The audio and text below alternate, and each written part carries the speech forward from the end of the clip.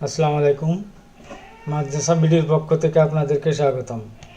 আজকের ভিডিওতে দেখবেন প্রতি মাসে যে বিল জমা দিতে হয়, মাদ্রাসার শিক্ষক কর্মচারী সবার যে বিল জমা দিতে হয় ব্যাংকে, সেই বিষয়ে। তো আমি একটা ফাইল ওপেন করে রেখেছি, দেখেন। প্রথমেই থাকবে টপ শিট, এটাকে বলে টপ শিট। এটার ধরন, এটা ইংরেজিতে করতে হয়।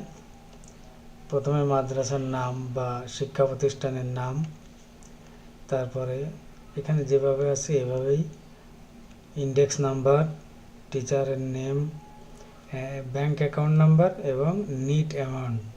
সে যে টাকাটা ড্র করতে পারবে সেই অ্যামাউন্টটা এখানে এইভাবে তৈরি করতে হবে। টপ শিট এটা থাকবে প্রথমে, 1 নম্বরে থাকবে এটা।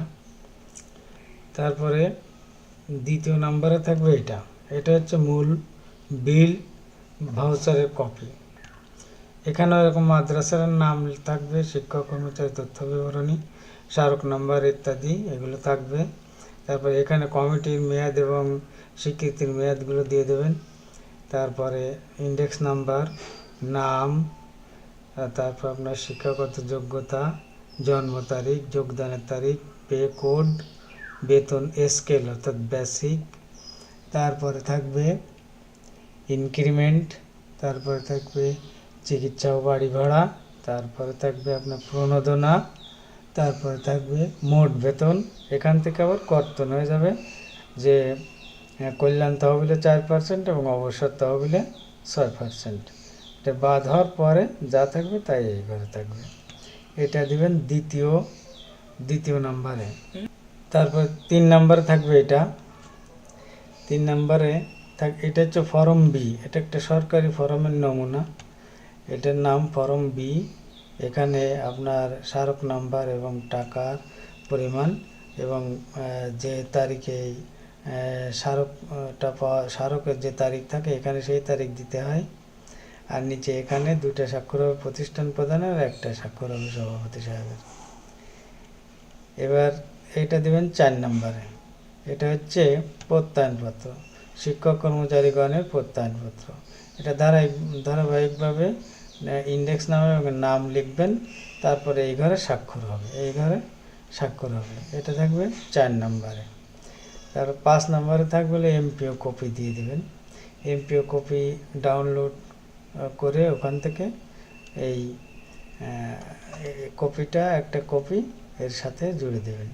এটা থাকবে 5 নম্বরে এমপিও কপি। তারপর 6 নম্বরে থাকবে হচ্ছে অঙ্গীকারনামা। এটা হচ্ছে কমিটির অঙ্গীকারনামা।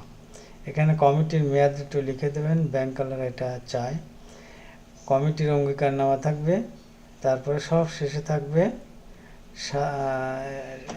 7 নম্বরে শিক্ষক কর্মচারীর অঙ্গীকারনামা।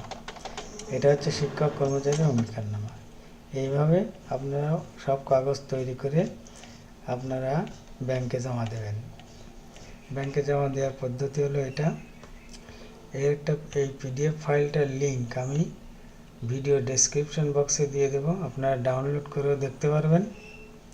প্রত্যেকটা বিল করবেন কমপক্ষে 3 কপি করে, 2 কপি করে ব্যাংকে জমা হবে। প্রত্যেকটা কাগজের 2 কপি করে ব্যাংকে জমা হবে এবং 1 কপি করে অফিসে সংরক্ষণ করবেন। শুধু অঙ্গীকারনামা 1 কপি করে হবে। অঙ্গীকারনামা যে দুটো শিক্ষক কর্মচারী এবং কমিটির, এটা শুধু 1 কপি করে দেবেন। চলতি মাসের বিল বা জুলাই 2024-এর বিল যেভাবে করবেন তাও আমি একটা ভিডিও আপলোড করেছি, আমার চ্যানেলে গিয়ে দেখে আসতে পারেন। সকলকে ধন্যবাদ। আসসালামু আলাইকুম রহমতুল্লাহ।